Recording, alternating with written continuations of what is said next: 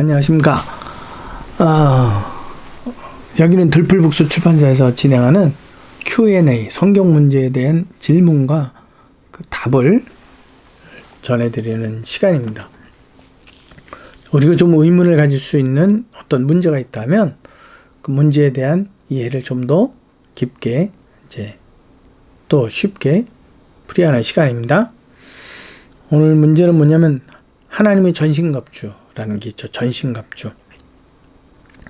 그래서 도대체 하나님의 전신갑주가 뭐냐라는 거죠. 근데 왜 이런 생각을 갖게 되냐면 투구, 검, 흉배 이런 것들을 이렇게 바울이 나누었단 말이에요. 그래서 이것이 우리는 그리고 또 많은 설교하시는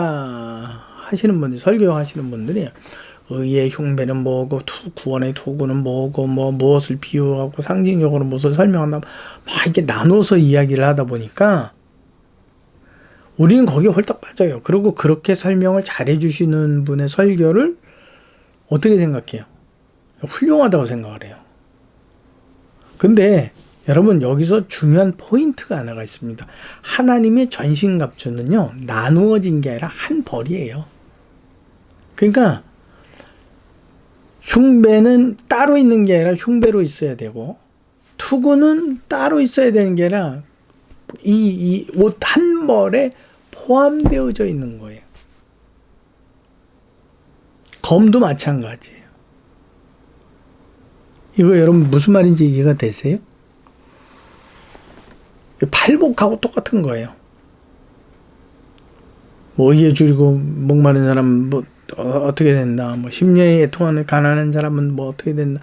우리는 복을 받는 게 이러한 여러 가지 낱낱이 8가지 종류로 나누어서 그 중에 하나를 하면 복을 받는다라고 생각을 해요. 아니에요. 그 하나의 복은 이 8가지 모두를 행하는 이에게 주어지는 선물이에요. 그것처럼 지금 사도 바울은 투구나 흉배나 검이냐 이런 걸 허리띠냐 이런 걸 나눠놨기 때문에 우리는 그것이 각각 따로 노는 건 줄 알아요. 아니에요. 한 벌이에요. 전신갑주는 단수란 말이에요. 그게 완전히 채워지는 걸 두고 이야기해요. 그러면 우리가 이것을 어떻게 보느냐라는 거죠. 우리 에베소서 6장 10절에서부터 20절 말씀을 제가 한번 읽겠습니다. 끝으로 너희가 주 안에서와 그 힘의 능력으로 강건하여지고 마귀의 관계를 능히 대적하기 위하여 하나님의 전신갑주를 입으라.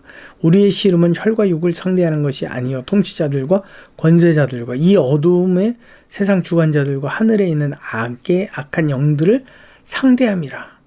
그러므로 하나님의 전신갑주를 취하라. 이는 악한 날에 너희가 능히 대적하고 모든 일을 행한 후에 서기 위함이라.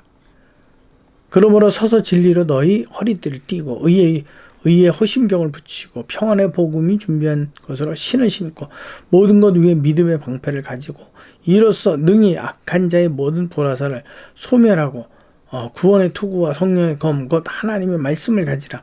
모든 기도와 간구를 하되 항상 성령 안에서 기도하고 이를 위하여 깨어 구하기를 항상 힘쓰며 여러 성도를 위하여 구하라. 또 나를 위하여 구할 것은 내게 말씀을 주사 나로 입을 열어 복음의 비밀을 담대히 알리게 하옵소서 할 것이니라. 이 일을 위하여 내가 쇠사슬의 메인 사신이 된 것은 나로 이 일에 당연히 할 말을 담대하게 하려 하심이니라. 하나님께서 사도 바울이 왜 하나님의 전신갑주를 입으라고 했습니까? 11절 마귀의 관계를 능히 대적하기 위해서. 첫 번째가 그거예요. 두 번째는 12절 말씀이죠. 우리의 싸움은 어두움의 세상 주관자들과 하늘에 있는 악한 영들을 상대하기 때문이다. 그러니까 이 전신갑주 자체가 굉장히 어떤 물리적인 세상의 어떤 전쟁, 사실적 전쟁이 아니라 영적인 전쟁이라고 하는 것을 설명해 주고 있는 거죠. 세 번째 13절 그리고 이와 같은 전쟁에서 너희가 그들 다 대적하고 서기 위함이다. 서기 위함이면 뭐예요? 죽지 않기 위함이다. 전쟁은 잘 치렀는데 죽어버렸어요. 그럼 도대체 그게 나와 무슨 상관이 있어요? 바울은 그거예요. 너희가 죽지 않기 위함이다. 그러기 위해서 뭘 입어라? 전신갑주를 입어라. 누가 만든 전신갑주? 하나님이 만든 전신갑주.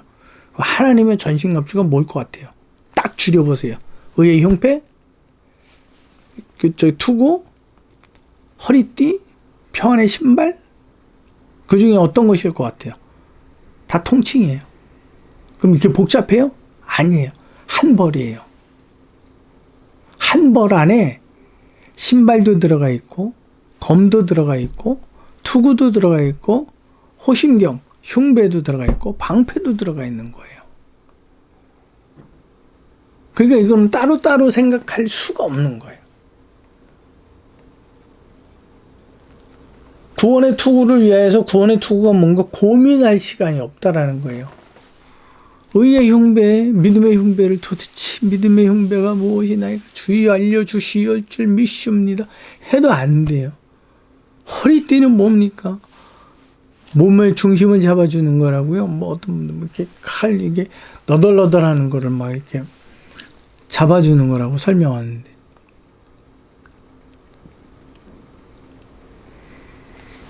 한 벌이에요.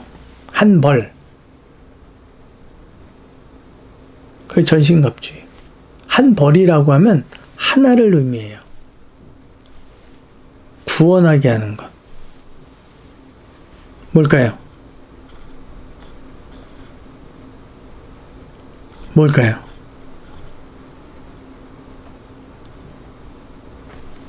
성령의 검을 가지라 했잖아요. 성령의 검은요, 비유와 상징이에요. 무엇에 대한? 하나님의 말씀에 대한. 그래서 전신갑주라는 것은 하나님의 말씀으로 완전 무장을 해라. 어느 것 하나도 비어지지 않게 해라. 역사적인 면과 육체적인 면에도 마찬가지지만 영적인 부분 안에도 우리가 균형을 맞추어서 완전 무장을 해라. 어떤 분들은 굉장히 영적인 것에 대해서 강조를 하는, 그래서 먹는 음식보다도 금식 기도를 강조를 하고 하나님께서 이 금식 기도를 받으신다고 더 강조해요. 근데 하나님은 육체에 먹고 기운 차리라 그랬잖아요. 엘리야를 향해서. 그래서 까마귀를 통해서 떡과 음료도 나눠주시는 분이에요. 그러니까 우리는 이 균형들을 삶의 현장에서 균형 감각을 잘 갖춰서 완전 무장을 하라고 말씀해 주시는 거예요. 그게 뭐예요? 말씀이요. 말씀.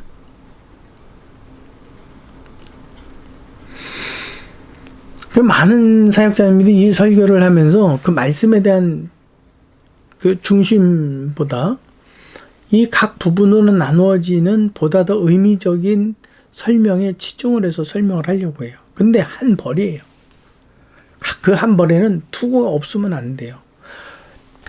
의의 흉배를 못 붙였는데 구원의 투구라도 썼으니 다행이다. 아니에요. 의 투구를 쓴 것처럼 썼듯이 흉배도 가지고 있어야 되고 방패도 있어야 되는 거예요. 이거는 뗄래야 뗄 수가 없는 거예요. 한 벌이에요. 사도 바울은 바로 이것을 이야기합니다. 그러면 우리가 도대체 하나님의 말씀이 어떻게 전신갑주가 되느냐, 사단을 어떻게 대적하느냐, 우리는 그거를 봐야 되잖아요.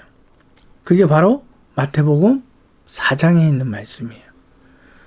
예수께서 금식을 하고 금식이 끝나셨을 때 사단과 마주치죠. 그때 사단이 예수님께 대해 거짓으로 유혹합니다. 만일 하나님의 아들이거든. 마태복음 4장입니다. 이 돌들로 떡덩이가 되게 해서 네 배를 채워라. 그랬더니 예수님이 뭐라고 말씀하세요? 신명기 8장 3절.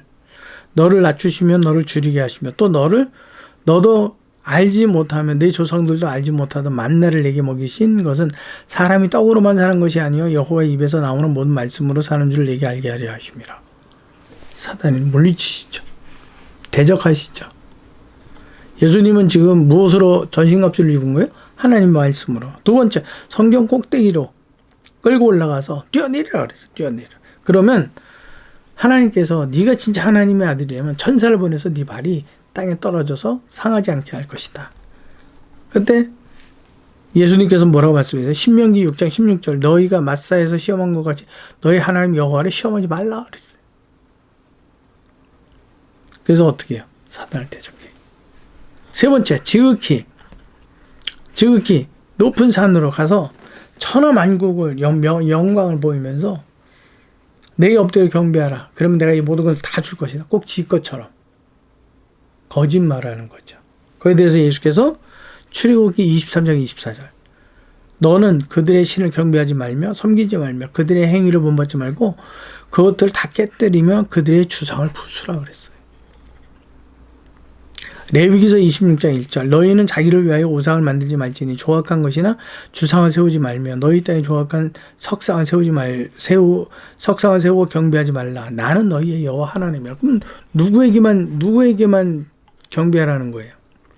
신명기서 4장 19절 또 그리하여 내가 하늘을 향하여 눈을 들어 해와 달과 별 하늘 위의 모든 천체 곧 너희 하나님 여호와께서 천하 만민을 위하여 배정하신 것을 보고 미혹하여 그것을 경배하며 섬기지 말라. 그럼 누구를 섬기라는 거예요? 유일하게 하나님. 그렇죠. 그렇게 해서 사단을 어떻게 해요? 대적하세요. 지금 예수님이 무슨 검을 가지셨어요? 성령의 검인데 뭐예요? 예리한 검, 양날검, 하나님의 말씀, 그것을 갖고 그를 공격하는 거예요. 이것은 영적인 부분이에요. 그러니까 영적인 의미에서 무엇을 두고? 하나님의 말씀을 설명한다.